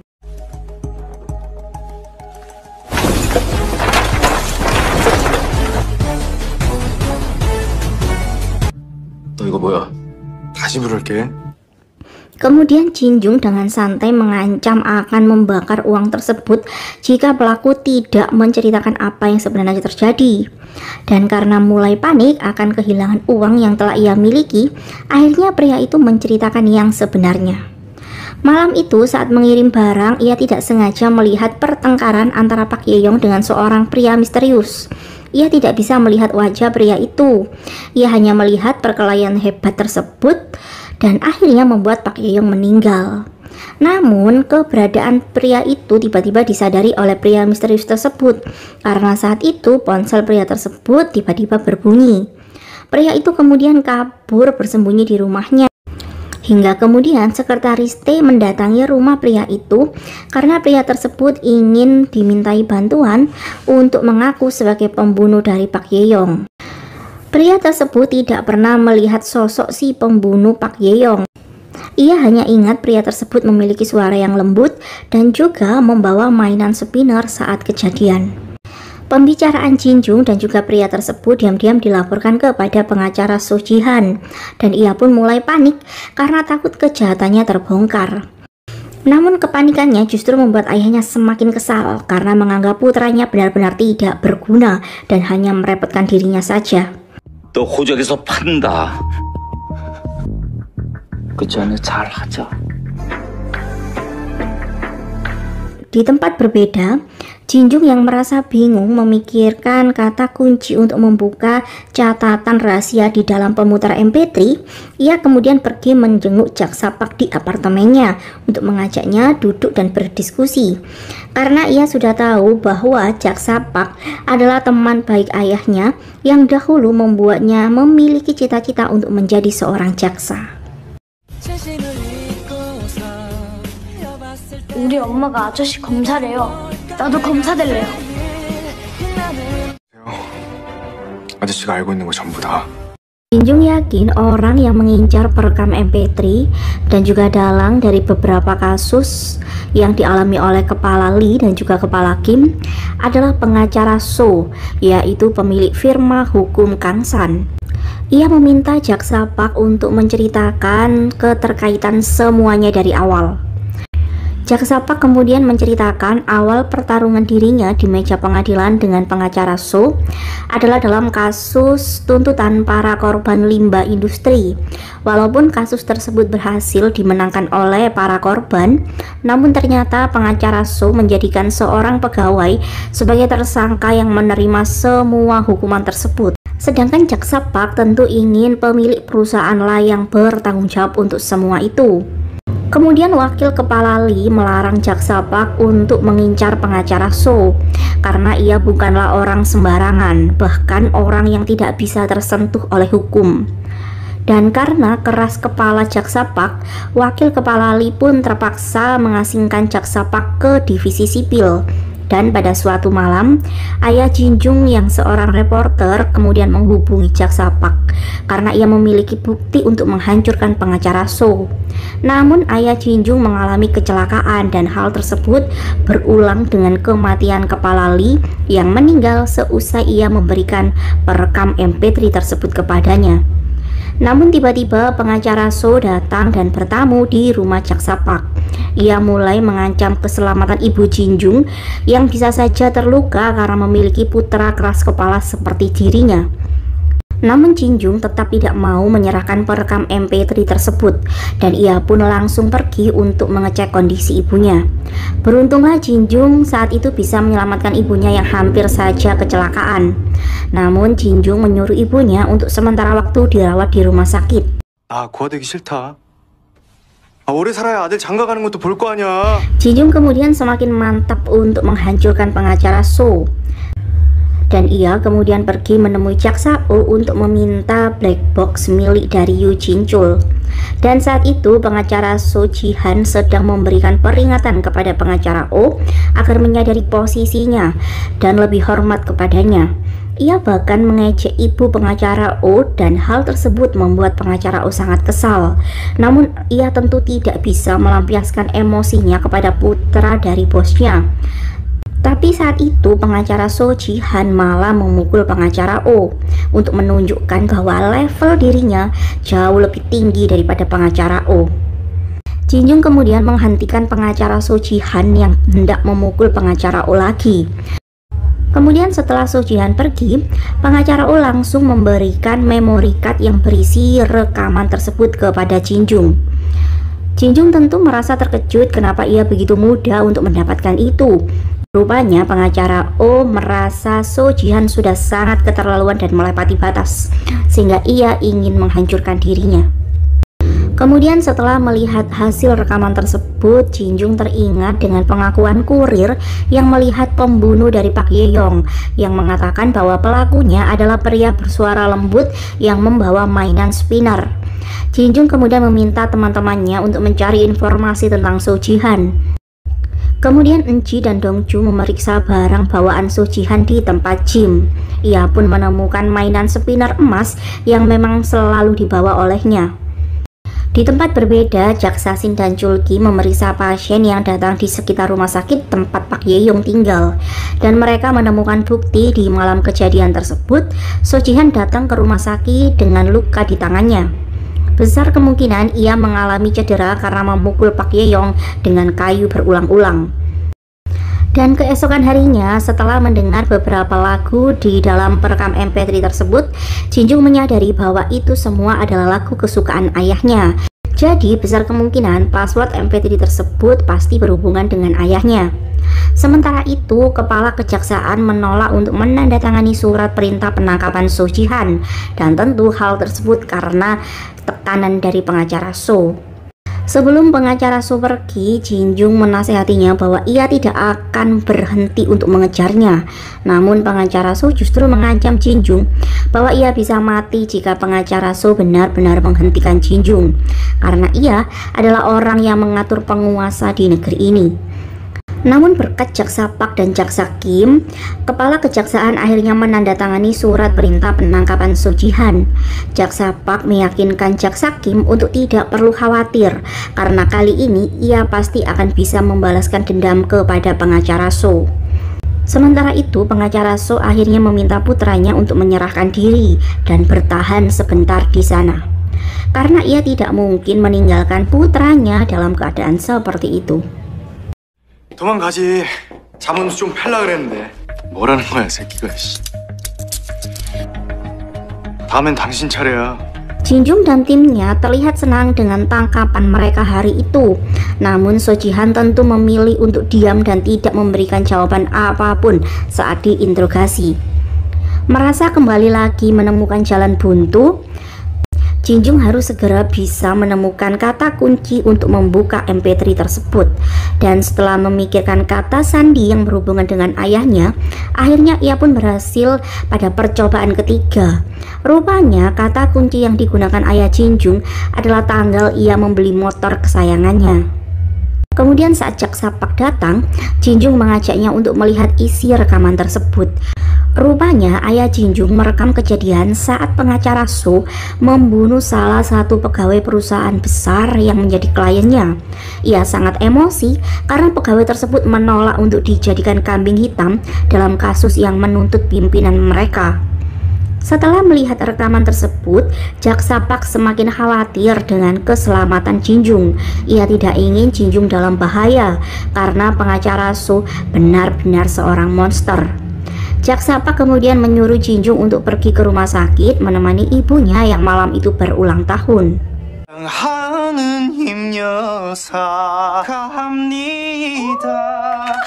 아유, 뭐 우리 정이가 노래만 잘 알아? 네가 찾던 물건. Kemudian di tempat berbeda, Jak Sapak memanggil pengacara So. Ia berniat untuk memberikan perekam MP3 tersebut. Namun ia harus berjanji untuk tidak menyentuh Jinjung dan keluarganya. Pengacara So berpura-pura menerima saran tersebut. Bahkan ia juga meminta maaf atas kejahatannya kepada keluarga Jak Sapak dahulu. Namun itu semua adalah untuk mengecoh Jak Sapak karena ia tiba-tiba memukul Jak Sapak hingga terjatuh. Pengacara So kemudian menyuruh pengacara O untuk membereskannya, dan pengacara O sendiri ia tentu masih sangat terkejut melihat kekejian pengacara So. Di tempat berbeda, Jinjung pun berlari secepat mungkin setelah mendapatkan kabar kematian Jak Sapak. Ia marah dan kecewa kepada dirinya sendiri yang tidak bisa melindungi Jak Sapak, yaitu orang yang pernah menyelamatkan hidupnya. Jinjung belum tahu siapakah pelaku yang menghabisi nyawa Jak Sapak saat itu. Jinjung belum tahu siapakah pelaku yang menghabisi nyawa Jak Sapak yang menjadi sahabat dekatnya itu. Memori tentang kebersamaannya dengan Jak Sapak masih sangat jelas dalam ingatannya. Dan saat itu Jinjung menyadari bahwa kematian Jak Sapak pasti berhubungan dengan pengacara So, karena Jak Sapak telah diam-diam mengganti perekam MP3 yang ada pada Jinjung. Kemudian saat di pemakaman Jak Sapak, Jinjung menegaskan kepada pengacara So bahwa ia akan dan pasti segera menangkapnya. Jinjung tidak akan memaafkan semua perbuatan pengacara So kepada orang-orang yang tidak berdosa. 나 당신 용서 안 해. 내가 찾아가서 죽여줄 테니까. Kemudian pengacara So yang telah mendapatkan perekam MP3 tersebut, ia pun langsung menghapus file rekaman kejahatan yang telah ia lakukan. Di tempat berbeda, karena bukti yang kurang kuat, akhirnya So Jihan pun dibebaskan, dan hal tersebut membuat pengacara O justru sangat kesal. Sementara itu, Jinjung mencoba untuk mencari beberapa bukti di kantor sipil tempat Jak Sapak dihabisi, dan ia mulai menemukan sesuatu tentang patung keadilan yang terpajang di kantor tersebut ternyata telah hilang. Hingga kemudian seorang misterius mengirimkan Jinjung patung tersebut dengan sebuah bercak darah yang menempel di sana. Namun saat Jinjung mengambil benda itu, jaksa O diam-diam memfotonya dan melaporkannya kepada pengacara So. Ia menduga salah satu petugas pembersih adalah orang yang berkhianat kepada mereka. Sementara itu, jaksa Sin mendapatkan laporan forensik bahwa sidik jari pengacara So menempel di patung itu. Jinjung yang sudah sangat emosi, ia pun langsung pergi ke kantor pengacara So. Namun saat itu ia tidak ada di sana. Jinjung kemudian menemui So Jihan untuk menanyakan di mana ayahnya berada. Ia yang sudah sangat lama menahan diri untuk tidak menyentuh So Jihan, akhirnya ia pun tidak bisa menahan dirinya untuk menghajar habis pria sombong itu. Ia menyuruh So Jihan untuk memberitahu ayahnya bahwa ia memiliki bukti kejahatan pengacara So. Dan kemarahan Jinjung akhirnya dimanfaatkan oleh pengacara So untuk meminta kepala kejaksaan men-skors Jinjung sementara waktu. Kemudian Jinjung mengunjungi Jaksa Kim di dalam penjara. Ia memberitahu tentang kematian Jak Sapak dan meminta Jaksa Kim untuk memberitahu rahasia pengacara So yang ia ketahui dan bisa mengungkap kejahatannya. Namun Jaksa Kim sangat kecewa dengan kematian Jaksa Park dan ia pun menyalahkan Jin Jung yang selalu bertindak gegabah hingga menyebabkan kematian kepala Lee dan juga sekarang Jaksa Park. Jaksa Kim kemudian memberitahu tentang ruangan rahasia yang berisi arsip-arsip kasus yang ditangani oleh pengacara So yang menyimpan semua arsip asli kasus tersebut untuk mengancam para penguasa yang telah berhasil ia bantu memenangkan kasus mereka. Dan hal tersebutlah yang membuat pengacara So menjadi orang yang disegani oleh para penguasa. Namun Jaksa Kim tidak tahu di mana lokasi ruangan rahasia tersebut. Di tempat berbeda, rupanya pengacara So menyimpan semua arsipnya di sebuah perpustakaan usang. Kemudian pengacara So menghubungi Jin Jung untuk bertemu. Ia menawarkan Jin Jung sebuah perdamaian dan ia ingin Jin Jung menjadi anak buahnya. Dan ia semakin berambisi untuk menghancurkan pengacara So. Karena di tempat berbeda, pengacara So mulai melaporkan tim Jin Jung kepada polisi dan kejaksaan tinggi.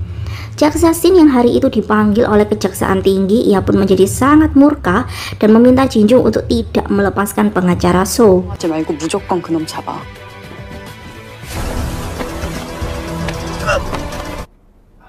정신이 드냐?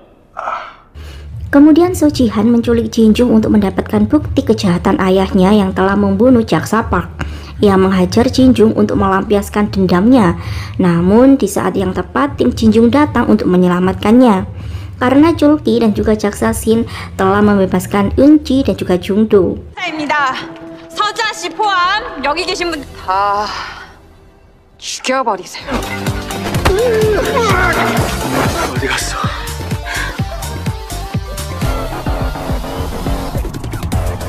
Kemudian Jin Jung mengejar So Ji-han dan memukulinya hingga ia pun pingsan.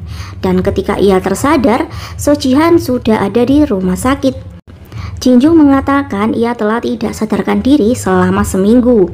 Jin Jung memberitahu bahwa pengacara So telah tertangkap dan ia melaporkan putranya sendiri sebagai pembunuh dari Park Ye-young.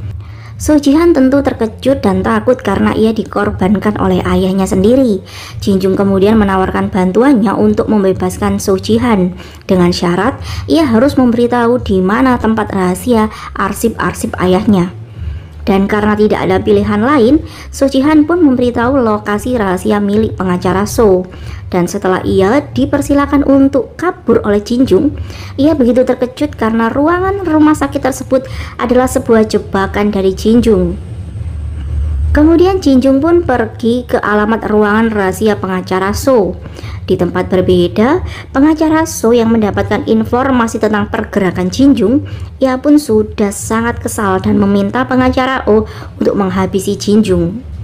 Namun setibanya di ruangan rahasia saat pengacara So menyuruh pengacara Oh untuk mengarahkan pistolnya kepada Jin Jung, pengacara Oh berbalik arah dan menodongkan senjatanya kepada pengacara So. 히든 카드다. 이 개새끼야. 별 재밌네. 이제 그만 내려놓으시죠. 그래요. Rupanya selama ini pengacara Oh dan Jin Jung telah bekerja sama dengan diam-diam. Ia mengirimkan patung sebagai bukti pembunuhan Jaksa Park kepada Jin Jung. Mereka sengaja menunjukkan ketidakakurannya satu sama lain untuk mengecoh pengacara So dan juga yang lainnya. Namun saat itu asisten pengacara Oh memilih untuk berkhianat kepada dirinya demi uang yang dijanjikan oleh pengacara So. Ia kemudian menyekap Jin Jung dan pengacara Oh di sebuah kolam kosong dan berniat untuk menenggelamkan mereka berdua dengan memenuhi kolam tersebut dengan air. Hingga kemudian dengan sekuat tenaga dan kecerdikan mereka berdua akhirnya bisa melepaskan diri dari ikatan yang mengikat tubuh mereka dan menghajar semua anak buah pengacara So.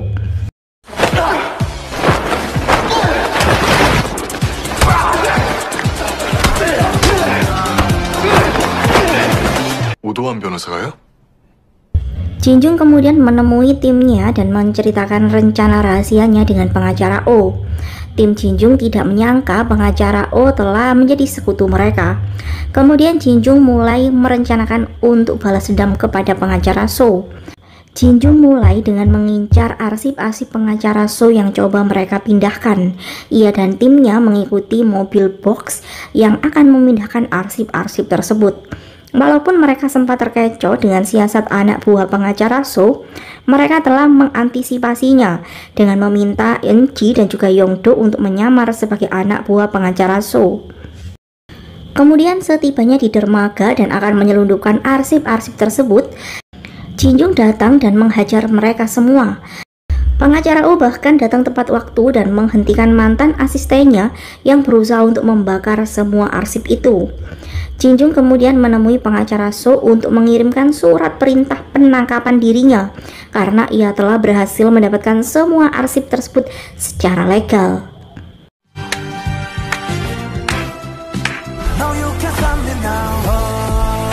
Keesokan harinya, Jin-jung untuk pertama kalinya selama 12 episode akhirnya tampil menawan dengan jubah jaksanya. Ia pun mendakwa pengacara So atas semua kejahatannya. Dimulai dengan pembunuhan atas kepala Lee. Jin-jung mengatakan tujuan pengacara So melenyapkan nyawa kepala Lee adalah untuk menghilangkan perekam MP3 sebagai bukti kejahatannya. Jin-jung menghadirkan jaksa Kim sebagai saksi yang melakukan pemalsuan kasus pembunuhan kepala Lee sebagai bunuh diri. Namun pengacara So dengan lihai membantah tidak pernah menyuruh jaksa Kim untuk melakukan hal itu. Dan ia menuduh jaksa Kim telah melakukan pemalsuan itu berdasarkan keinginannya sendiri untuk menunjukkan kesetiaannya kepada pengacara So. Pengacara So menuduh jaksa Kim hanya berspekulasi karena ia tidak bisa membuktikan perintah yang ia maksud. Kemudian Jin-jung menghadirkan sekretaris T, namun pengakuan sekretaris T ditolak karena pengacara So memberikan bukti penggunaan narkoba yang dilakukan oleh sekretaris T, sehingga kesaksiannya diragukan. Jaksa Shin dan Jin-jung mulai kesal karena semua saksi yang mereka hadirkan tidak bisa memberatkan pengacara So. Bahkan bukti-bukti arsip yang diperlihatkan Jin-jung dibantah oleh pengacara So. Ia meyakinkan mungkin arsip-arsip tersebut adalah kebohongan yang dibuat oleh para musuh-musuhnya. Ia menolak dan mengatakan tidak ingat dengan semua yang dituduhkan oleh Jin-jung. Hakim ketua meminta Jin-jung untuk menahan emosinya karena saat itu Jin-jung benar-benar marah kepada pengacara So. 본 사건의 실체를 밝혀줄 중요한 증인입니다. Dan saksi terakhir yang Jin-jung panggil adalah jaksa Park yang ternyata masih hidup dan sudah sangat sehat dan baik-baik saja untuk bersaksi. Ia datang untuk mengungkapkan kejahatan pengacara So. Pengacara So dan yang lain tentu terkejut dengan kedatangan jaksa Park. Rupanya pengacara O adalah orang yang menyelamatkan jaksa Park. Namun setelah melalui masa kritis, jaksa Park meminta Jin-jung untuk mengabarkan bahwa dirinya telah meninggal.